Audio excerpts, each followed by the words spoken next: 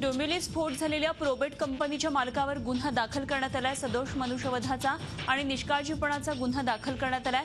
दरम्यान या स्फोटातल्या मृतांचा आकडा 11 वर गेलाय।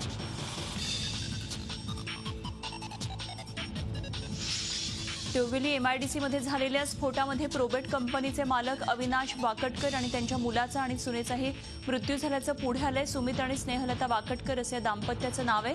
काल सापडलेल्या एका अनोळखी मृतदेहाची ओळख पटली आहे आणि तो मृतदेह सुमित यांचा असल्याचं स्पष्ट झालं। त्या घटनास्थळापासून लांब 200 ते 300 मीटर अंतरावर एका इमारतीच्या छतावर त्यांची सून स्नेहलता वाकडकर यांचा दुसरा मुलगा नंदन याचा मृतदेह देखील सापडलाय। डोंबिवली एमआयडीसी इथं झालेल्या स्फोटानंतर या घटनेचे आणखी एक सीसीटीव्ही फुटेज समोर आलेलं आहे आणि या सीसीटीव्ही फुटेजवरून स्फोटाची तीव्रता ही किती मोठी होती याचा आपल्याला अंदाज येऊ शकतो। हे सीसीटीव्ही फुटेज पाहून तुम्ही देखील हादरून जाऊ शकता। महावीर नगर इथल्या एका बिल्डिंगमधलं हे सीसीटीव्ही फुटेज आहे। एका क्षणामध्ये शेकडो घरांच्या आणि दुकानांच्या काचा फुटल्या आणि ज्यावेळी ही घटना घडली तेव्हाची सीसीटीव्ही दृश्य आहेत। 11:29 जोरदार स्फोट झाला आणि संपूर्ण परिसर अक्षरशः हादरून गेला। महावीर नगर इथल्या 7 ते 8 दुकानांच्या काचांचा चक्काचूर झालाय। नक्की काय झालंय न समजल्यानं लोक सैरावैरा पळू लागले।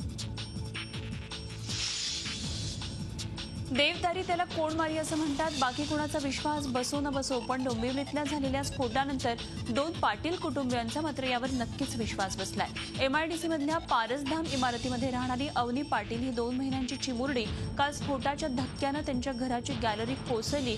ती थेट अवनीच्या अंगावर, त्यातून अवनी सुखरूप बचावली आहे। आश्चर्याची गोष्ट म्हणजे काही दिवसांपूर्वीच तिची ओपन हार्ट सर्जरी झाली। नाजूक हृदय असतानाही तिनं हा धक्का पचवलाय हे विशेष। याच इमारतीमध्ये आणखी एका 12 दिवसांच्या चिमुरडीच्या हातात आणि कानात काचा घुसल्या, मात्र ती देखील अत्यंत सुखरूप आहे आणि मजेत आहे। डोंबिवलीत ज्या प्रोबेट कंपनीमध्ये स्फोट झाला त्या घटनास्थळापासून अर्ध्या किलोमीटरवरच्या परिसरातली घरं रिकामी करण्याच्या सूचना देण्यात आल्या आहेत। कालच्या स्फोटानंतर अजून ढिगारा हटवण्याचं काम सुरू आहे। हा ढिगारा हटवताना कुठलाही धोका पोहोचू नये यासाठी संबंधित परिसरातली घरं रिकामी करायला सांगितली आहेत। डोंबिवलीतल्या स्फोटामध्ये जखमी झालेल्यांचा सर्व खर्च राज्य सरकार करणार अशी घोषणा मुख्यमंत्री देवेंद्र फडणवीस यांनी केली आहे। या स्फोटाची शासकीय यंत्रणेमार्फत सखोल चौकशी केली जाईल असंही मुख्यमंत्र्यांनी नमूद केलंय। डोंबिवलीतल्या एमआयडीसीमधल्या कंपनीतला हा मोठा स्फोट, या स्फोटात जखमी झालेल्या लोकांची विचारपूस करण्यासाठी मुख्यमंत्री काल डोंबिवलीत आले होते। मुंबई महापालिकेमध्ये नालेसफाई आणि रस्ते कामांमधल्या घोटाळ्यानंतर आता आणखी एक घोटाळा समोर आला आहे। रस्त्याच्या कडेला असणारा गाळ आणि डेब्रिस उचलून वाहून नेण्याच्या कामामध्ये सुमारे 150 कोटी रुपयांचा घोटाळा झालाय। या घोटाळ्याच्या चौकशीचे आदेश आयुक्तांनी दिले आहेत। पालिका प्रशासनातल्या अधिकाऱ्यांनी काम न करताच कंत्राटदाराला रक्कम अदा केल्याचा कारनामा केलाय। शिवाय टेंडर रकमेपेक्षा 40% जादा रक्कमही अदा झाली आहे। बीएमसीच्या झोन 5 मधल्या एम ईस्ट, एम वेस्ट आणि एल या 3 वॉर्डमध्ये हा घोटाळा झाला असून तत्कालीन उपायुक्त भरत मराठे चौकशीच्या फेऱ्यात अडकले आहेत। तसंच इथल्या सहाय्यक अभियंत्यांची चौकशी होणार आहे। या प्रकरणाची चौकशी करण्यात येते आणि त्याचा अहवाल लवकरच सादर करण्यात येणार असल्याची माहिती महापालिकेचे अतिरिक्त आयुक्त संजय देशमुख यांनी स्थायी समितीमध्ये दिली आहे आणि या प्रकरणाची चौकशी घनकचरा व्यवस्थापनाचे उपायुक्त विजय बालमवार करणार आहेत। अधिकार नहीं होने के बाद भी सैप के अंदर अपना अधिकार नोंद करना और फिर ये पेमेंट निकालना पता नहीं कितने साल से चल रहा है और कितने से टेंडर्स में हो रहा है। डेफिनेटली ये बड़ा स्कैम है। अब कितने नाम दे दिए, डिसेल्डिंग स्कैम हो गया, रोड स्कैम हो गया, पता नहीं कौन सा स्कैम, इसको क्या नाम दे। महानगर पालिका में जो लूट चल रही है इसको रोकना ज़रूरी है। मैं तो कहूँगा कि जो फाइनेंस डिपार्टमेंट के लोग हैं जो हमेशा छूट जाते हैं उनकी इसमें इंक्वायरी होनी चाहिए। शिवसेनेचा शिववडा आणि काँग्रेसच्या कांदे पोह्यानंतर आता भाजपनं नमो टी स्टॉल काढण्याची कल्पना मांडली आहे। भाजप गटनेत्यांच्या बैठकीत हा प्रस्ताव मांडण्यात आलाय। सुधार समिती अध्यक्ष प्रकाश गंगाधर यांनी हा प्रस्ताव मांडलाय। बेरोजगारांना चालवण्यासाठी स्टॉल्स देण्याची संकल्पना आहे। नमो टी स्टॉल सोबत नमो फूड स्टॉल देखील उपलब्ध करून देण्याच्या प्रस्तावाला गटनेत्यांच्या बैठकीमध्ये तत्वतः मंजुरी देण्यात आली आहे। बेहिशेबी मालमत्ता प्रकरणी छगन भुजबळांवर एसीबीनं गुन्हा दाखल केलाय। भुजबळ परिवारातल्या 5 जणांसह एकूण 12 जणांवर हा गुन्हा दाखल झालाय। छगन पंकज समीर भुजबळ यांच्यासह विशाखा पंकज भुजबळ आणि मीना छगन भुजबळ यांच्यावरही गुन्हे दाखल करण्यात आले आहेत। खडसे दाऊद यांच्या फोनवरील संभाषण आरोप प्रकरणी भाजप अध्यक्ष अमित शहा यांनी स्पष्टीकरण दिलंय. केंद्रीय गृह खात्यानं कुठल्याही चौकशीचे आदेश दिलेले नाहीयेत असं अमित शहा यांनी म्हटलंय. एकनाथ खडसे यांच्याबद्दल काय करायचे ते मुख्यमंत्री ठरवतील. मुख्यमंत्र्यांच्या कामामध्ये मी हस्तक्षेप करत नाही. महाराष्ट्र सरकारनं चौकशी सुरू केली आहे असं शहांनी सांगितलं. मुख्यमंत्री जी ने प्रोब ऑर्डर की है नहीं की है, मगर वहां की पुलिस ने कोई प्रोब कर इसका रिजल्ट आपके सामने रखा था. राज्याच्या ग्रामविकास मंत्री पंकजा मुंडेंबाबत केलेल्या वक्तव्याबाबत नवाब मलिक यांना पाठवलेली नोटीस कायदेशीर असल्याचं राज्य महिला आयोगाच्या अध्यक्षा विजया रहाटकर यांनी स्पष्ट केलंय.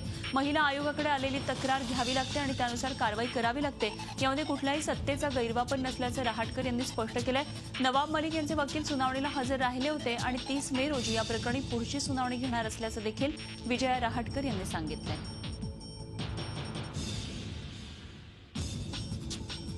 नवाब मलिक यांना नोटीस आयोगाने पाठवलेली आहे.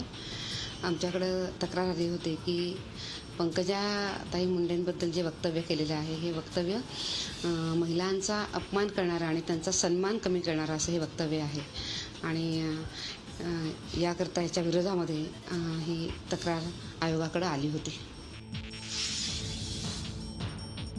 पुण्यातल्या स्वारगेट चौकात उभारण्यात आलेल्या केशवराव जेधे उड्डाणपुलाचं उद्घाटन आज भल्या सकाळी 7 वाजताच करण्यात आलं. एरवी असे शासकीय कार्यक्रम निवांत होतात, मात्र माजी उपमुख्यमंत्री अजित पवार यांच्या आग्रहामुळे हा कार्यक्रम सकाळीच घेण्यात आला. पवारांना पहाटेच उठून कामाला लागण्याची सवय असली तरी महापालिकेचे अधिकारी आणि कर्मचाऱ्यांची मात्र यामुळे पंचायत होत होती. हा पूल पहिल्यापासूनच श्रेयवादामध्ये अडकला होता आणि याचं भूमिपूजन 2 वेळा झालं होतं. एका बाजूचं काम पूर्ण झाल्यावर त्याचंही उद्घाटन 2दा झालं. यावेळी मात्र असं काही घडलं नाही. लोकांना त्रास होणार नाही अशा वेळेस टायमिंग आहे. मी म्हटलं की मी सकाळी 6ला देखील वेळ देऊ शकतो. तुम्ही 6ला उठत असला तर बघा, म्हणजे सगळेजण ते म्हणले 6 नको 7ला घेऊ, त्याच्यावर 7ला घेतलं. परंतु कमलताईंनी तक्रार केली, दादा 7ला 5 मिनिटं कमी असतानाच उद्घाटन झालं. मला वास्तविक वेळ ही सगळ्यांनी पाळली पाहिजे. थोडंसं 5 मिनिटं आधी उद्घाटन करणं महापौर बरोबर नाही. पुढच्या वेळेस त्याची नोंद घ्या.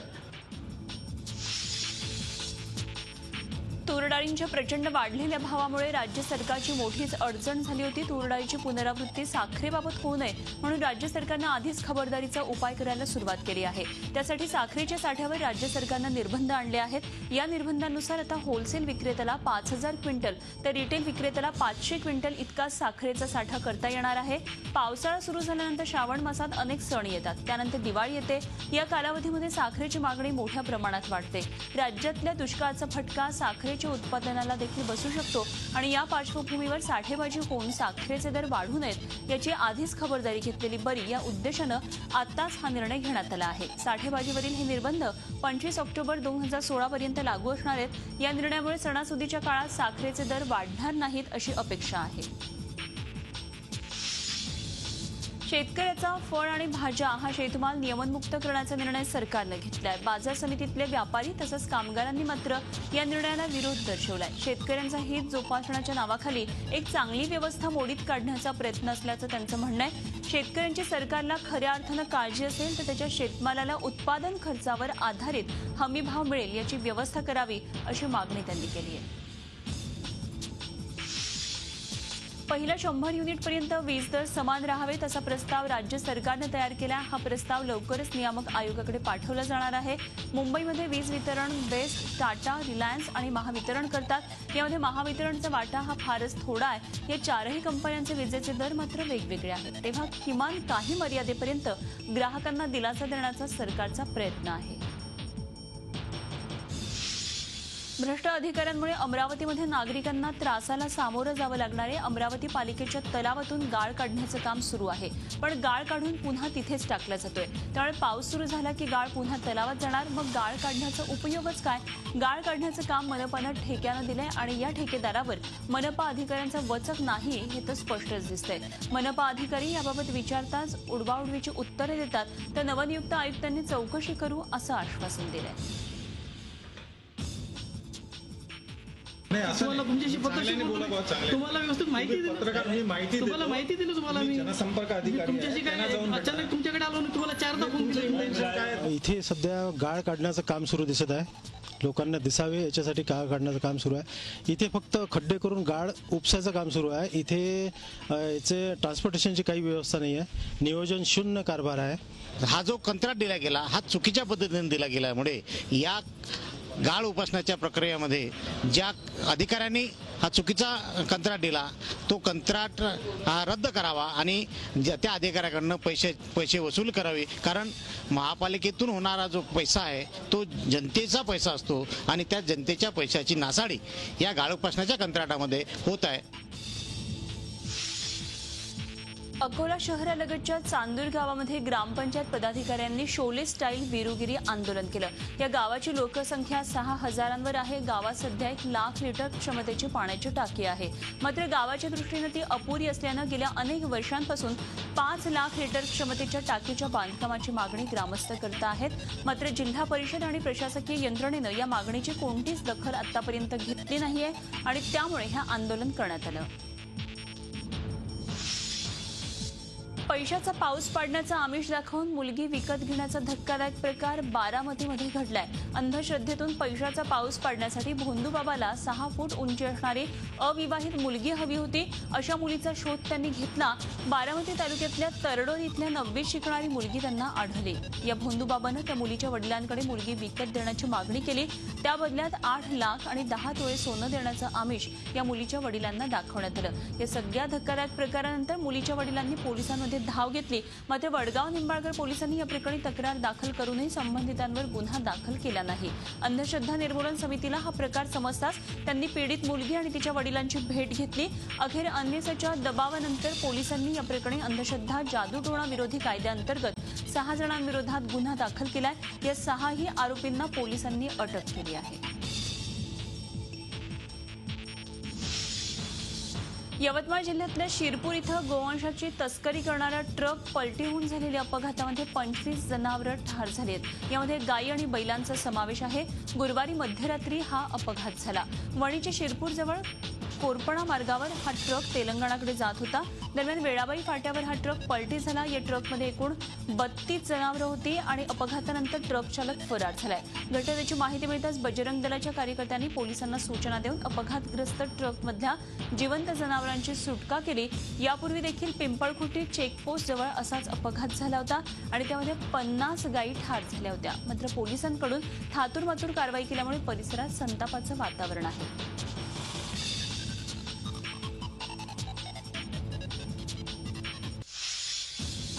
चेंबूरमधले नागरिक आणि शिवसेनेनं पदयात्रा काढली.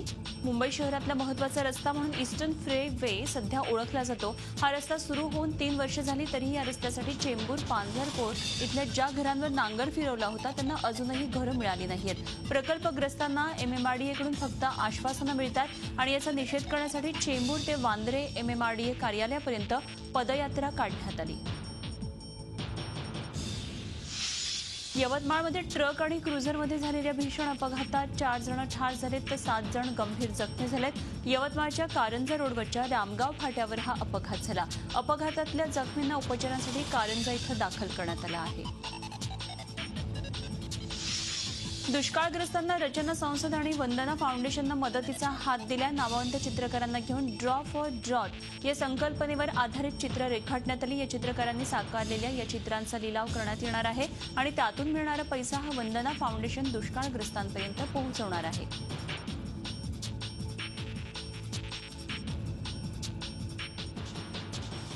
वंदना फाउंडेशनतर्फे आम्ही यवतमाळ आणि वर्धा या 2 जिल्ह्यांमध्ये दुष्काळग्रस्त जे कुटुंबीय आहेत, विशेष करून ज्या शेतकऱ्यांच्या आत्महत्या झाल्या त्यांच्या कुटुंबियांना आर्थिकदृष्ट्या स्वावलंबी बनवण्याकरता आम्ही काम करतो. तर हे आम्हाला मिळालेल्या पेंटिंगच्या त्याकरता उपयोग केला जाईल. त्याचं जे काही लिलाव करून त्यातून उत्पन्न झालेलं निधी हे सर्व आम्ही या दुष्काळग्रस्त भागामध्ये विशेष करून आत्महत्याग्रस्त कुटुंबियांकरता त्याचा आम्ही वापर करणार आहोत. प्रकल्प करायला जागा पाहिजे होती. ही जागा आम्ही आत्ताच घेतलेली आहे. अजूनपर्यंत इथला बाकीचा वापर झाला नव्हता, पण हे काम इतकं चांगलं आहे की त्यामुळे त्यांना ही जागा देण्यासाठी आम्ही एक मिनिटही मागे पुढे पाहिलं नाही. म्हणून उद्देश वंदना आणि कॅमलिनला सपोर्ट करण्याचा आहे. नागपूरच्या रेड 93.5 FM शिक्का लगाव नंबर 1 बनाव हा अभिनव कार्यक्रम सध्या राबवत आहे आणि या अंतर्गत शहरामधल्या निवडक खाण्याची ठिकाणं किंवा नवीन कन्सेप्टला चालना देत आहे. यासाठी काही वेगळ्या कन्सेप्टनुसार खाद्यपदार्थ विकणाऱ्या फूड जॉईंट्समधले सर्वाधिक लोकप्रिय कुठलं ते ठरवण्याकरता नागपूरकर मत देत आहेत. सर्वाधिक मत मिळवणाऱ्या फूड जॉईंटला ते विजेता घोषित करून त्यांचा जाहीर सत्कार करीत आहेत आणि या अंतर्गत मोमो श्रेणीमध्ये धरमपेठ भागातल्या एका विक्रेत्याला पुरस्कार देण्यात आला. झी मीडिया या कार्यक्रमाचं मीडिया पार्टनर आहे. पश्चिम बंगालच्या मुख्यमंत्री म्हणून ममता बॅनर्जींनी आज शपथ घेतली. सलग दुसऱ्यांदा ममता बॅनर्जी मुख्यमंत्रीपदी विराजमान झाल्यात. राजभवनाऐवजी खुल्या मैदानामध्ये हा शपथविधी सोहळा पार पडला. तृणमूल काँग्रेसच्या विधिमंडळ नेतेपदी निवड झाल्यानंतर ममता बॅनर्जी यांनी राज्यपाल केसरीनाथ त्रिपाठी यांची भेट घेतली होती. यावेळी त्यांनी सरकार स्थापनेचा दावा केला होता. त्यावेळी राज्यपालांनी ममता बॅनर्जी यांना सरकार स्थापनेचं निमंत्रण दिलं. नीट परीक्षेवर केंद्र सरकारनं काढलेल्या अध्यादेशाला स्थगिती द्यायला सुप्रीम कोर्टानं नकार दिलाय. काही राज्यातल्या विद्यार्थ्यांना दिलासा देण्यासाठी केंद्र सरकारनं हा अध्यादेश काढलाय आणि त्यामध्ये आता हस्तक्षेप केला तर अजून तिढा निर्माण होईल असं मत कोर्टानं नोंदवलंय. तसंच नीट प्रकरणावर यापुढे सुट्टीच्या कोर्टामध्ये सुनावणी घेता येणार नाही असंही कोर्टानं स्पष्ट केलंय. आता या प्रकरणाची सुनावणी ही जुलै महिन्यामध्ये सरन्यायाधीशांसमोरच होणार आहे. या प्रकरणी आनंद राय यांनी याचिका दाखल केलेली होती. केंद्र सरकारनं काढलेला अध्यादेश म्हणजे कायद्याचं उल्लंघन असल्याचा दावा त्यांनी केला होता. पण सुप्रीम कोर्टाच्या निर्णयानं राज्यातल्या विद्यार्थ्यांना मिळालेला दिलासा कायम राहिलाय. देशातली सर्वात मोठी कंपनी असलेल्या मारुती सुझुकीवर खराब पार्टमुळे गाड्या परत मागवण्याची वेळ आली आहे. मारुतीच्या बेलोनीची तब्बल 75,417 मॉडेल्स कंपनीनं परत मागवली आहेत. फॉल्टी एअरबॅग्स दुरुस्त करण्यासाठी हे पाऊल उचलण्यात आलंय. दुसरीकडे मारुतीचं अत्यंत यशस्वी मॉडेल डिझायरची 1,961 मॉडेल्स खराब फ्युएल फिल्टर बदलण्यासाठी परत मागवण्यात आली आहे. रेल्वेनं प्रवास करणाऱ्या प्रवाशांसाठी एक गुड न्यूज आहे. रेल्वेनं आता तुमची हवाई सफर घडवून आणण्याची तयारी केली आहे. एअर इंडिया आणि IRCTCमध्ये झालेल्या करारानुसार रेल्वे तिकिटाच्या दरामध्ये तुम्हाला हवाई सफरीचा आनंद घेता येणार आहे. तुमच्या रेल्वेच्या AC फर्स्ट क्लासचं तिकीट हे कन्फर्म झालं नसेल तर काळजी करू नका, कारण तुम्हाला त्या बदल्यात विमान प्रवासाची संधी मिळू शकते. आणि याबाबत एअर इंडिया आणि IRCTCमध्ये करार झालाय. ज्या प्रवाशांकडे राजधानी एक्सप्रेसचं तिकीट आहे आणि त्या रूटवर एअर इंडियाची विमानसेवा असेल त्याचवेळी या नव्या सेवेचा रेल्वे प्रवाशांना फायदा मिळणार आहे. IRCTC का टैप 2-4 दिन के अंदर ऑपरेशनल हो जाना चाहिए और उसमें बेसिकली ये है कि किसी आदमी को अगर जो चार्ट बन जाता है उस समय उसका टिकट कंफर्म नहीं होता तो he gets an offer immediately कि वो उसी टिकट AC फर्स्ट का अगर पैसेंजर है तो उसी टिकट प्राइस में उसको अगले 24 घंटे की हमारी एयर इंडिया किसी फ्लाइट में ट्रेवल करने को मिल जाएगा जो डेस्टिनेशन जा रहा होगा. और AC 2 टायर का पैसेंजर तो शायद 1,500-2,000 रुपये फिर एक्स्ट्रा उसको देना पड़ेगा. नहीं गेट्स अ टिकट. तो I think this will help the common passenger very much. Zee 24 तास रहा एक पाऊल पुढे.